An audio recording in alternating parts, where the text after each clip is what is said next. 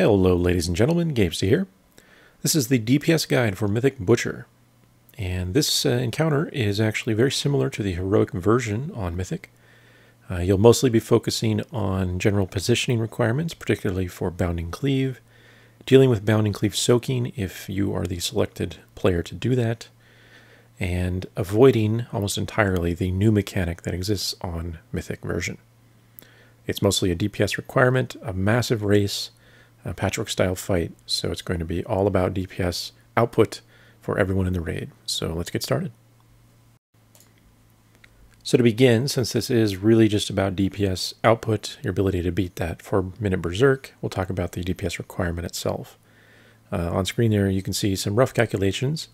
The boss has just under 120 million health. You have 240 seconds to beat the Berserk, 4-minute timer. So it's around 500,000 DPS for the raid. Assuming you're using 4 healers, which I think is probably going to be standard for this, and of course 2 tanks. Between your 14 DPS and 2 tanks, everyone has to average 31,250 DPS. So if you're able to sustain a number above that, you're doing your part, essentially. If you're below that, you're going to have some problems. So this is a rough estimate. Again, it assumes that tanks and DPS are all going to be equal. This is just the average requirement. And you also have a little bit of leeway. Once the Berserk actually hits, you can survive for a few more seconds. At least some players will. So the Berserk is closer to around 4 minutes and 10 seconds, but not the entire raid will be alive during those last 10 seconds. So let's also talk about the new mechanic on Mythic, which again will largely be irrelevant to most players. And this is Cadavers. These are little undead spawns that will appear in random locations around the circular ring where the Butcher initially spawns in the room. And these will make their way slowly toward the Butcher himself. If they touch a player or the Butcher's body himself, they will explode in about an 8-yard radius and deal about 150,000 damage. They'll also leave behind a pool of vitriol, which does about 60,000 damage per second if you're standing in it, and also increases the damage you take from Cleave by 100%. So obviously the goal is not to stand in the pools if you can help it. Unfortunately, or fortunately, depending on your view, the new method that basically everyone uses for this fight, which you're seeing here as well, is to tank the boss in the water such that the cadavers themselves are not really anything that need to be dealt with throughout the entire fight. Instead, you'll just let them hit the Butcher's body and have everyone else on the other side of him, as you see here, and these are never a threat as long as you're careful with your positioning. Now, depending on your raid strategy, you'll likely have one initial position where the boss is pulled to before you actually move him to the final secondary position that you'll end the fight at. So you can see here our rough initial position is just at the edge of the water. And the melee clumps are obvious, won't talk about those really. What's important here is if you are a ranged DPS, you may be assigned to soaking cadavers during this initial position phase only, which is about the first minute of the fight. This will generally be around 3 or 4 ranged players who will stand with their backs between the boss and the rest of the ground-based room where the cadavers can come in from. These players will then step in front of the path of a cadaver that's near them, have it explode on them, and then immediately move out of the pool. So you can see we have ranged players on the right side that are handling that. There's nothing real fancy about doing this. It's just a matter of soaking up the damage and stepping out quickly before the pool damage itself ticks and kills you too much. But you won't be taking any damage from cleaves or anything, so there's really no big concern there.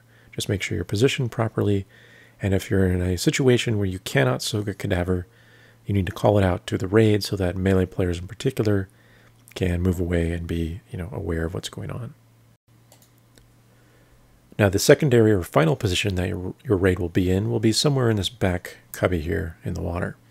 And the exact spots might be slightly different than you see here, but the basic idea is simple. You want to position the Butcher such that his right side is out toward the majority of the room where the cadavers are coming in.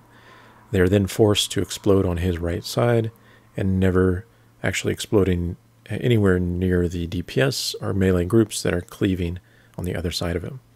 As long as those group members watch their position and maximize their range and stay far to the opposite side, they will be safe from these explosions.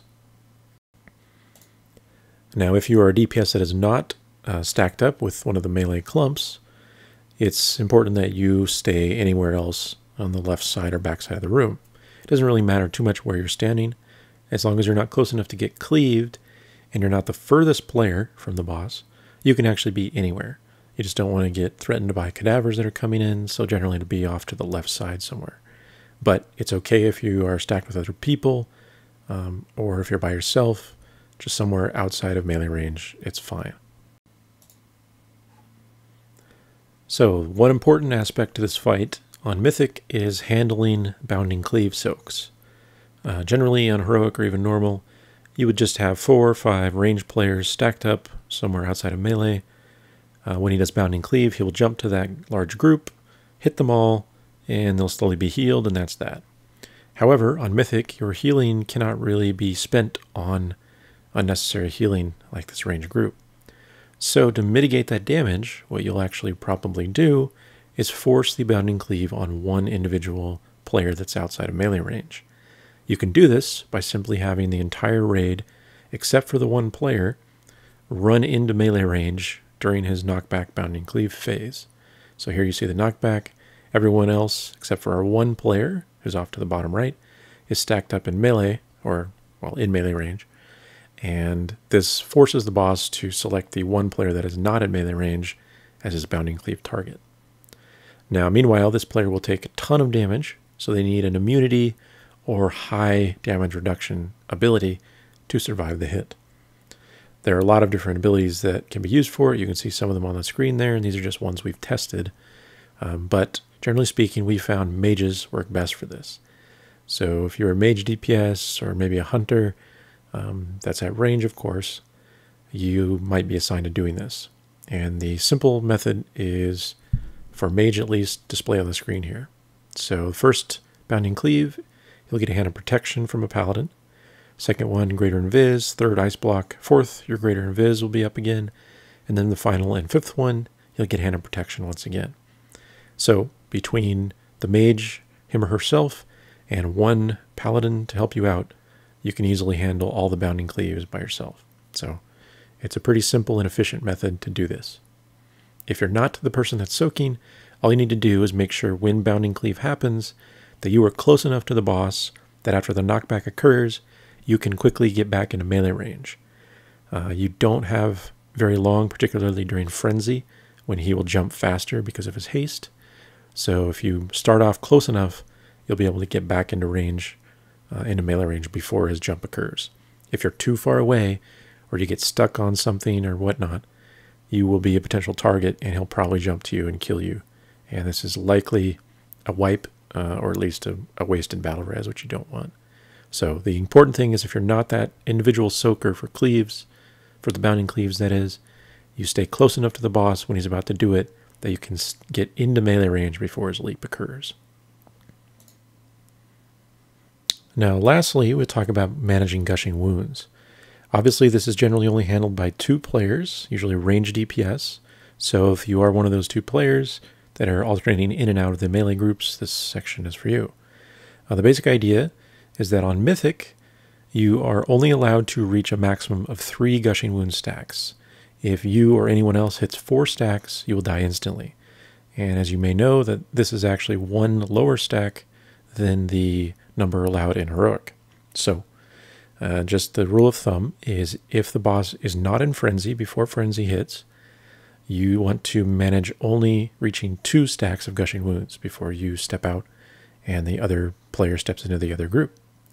So you alternate every 2 stacks of gushing wounds before Frenzy. After Frenzy, however, you'll have to go up to 3 stacks. And it will be very tight during the Frenzy period itself, because the delay given to you by the knockback from Bounding Cleave during Frenzy is not going to be enough time for both groups to reset their dot duration. So you'll need to alternate the starting group essentially after the Bounding Cleave knockback from Frenzy occurs. So here you can see a clip from Frenzy. So he's about to do his first Bounding Cleave following the Frenzy, which is number 3 in total. And this one actually gives you enough time to reset your stack, so it's not a big deal. But as we watch further, since his energy is so much higher, his haste is so much higher, he will start to do boundings much more frequently and not give enough time for the resets to occur. So here he's got 3 stacks on group 2. Now he's stacking up Gushing Wounds on group 1. And group 1 is going to hit 3 stacks here. But group 1's stack will not drop by the time he does his next cleave.